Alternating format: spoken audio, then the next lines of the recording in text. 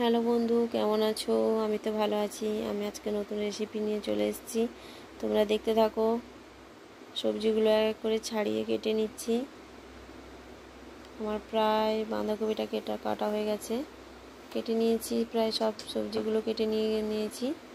তোমরা একটু গেস করতে পারছো আজকে কি রান্নাটা করতে চলেছি। আমি প্রেসার কুকারটায় বসিয়ে দিয়েছি, সব সবজিগুলো প্রেসার কুকারে দিয়ে দেবো। অল্প সময়ের মধ্যে চটজলদি খাবারটা রেডি হয়ে যাবে।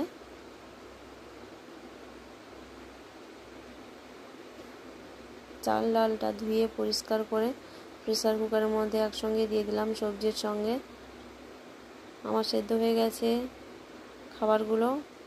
কড়াইতে তেল দিয়ে লঙ্কা ফোড়ন দিয়ে দিলাম, তারপর 5 ফোড়ন দিয়ে দিলাম।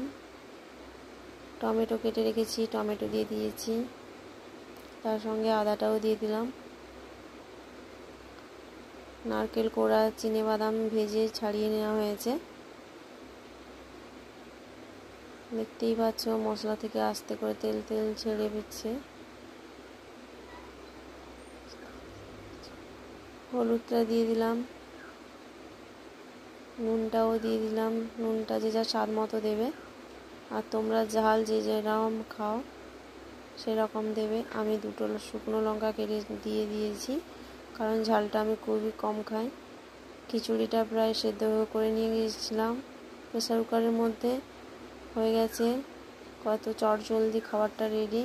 ওপর থেকে একটু গরম মশলা জিরে গুঁড়ো একটু দিয়ে দিলাম। ওপর থেকে একটু কিন্তু আমি ঘিও দিয়ে দিয়েছি। রেডি। ধন্যবাদ সবাই।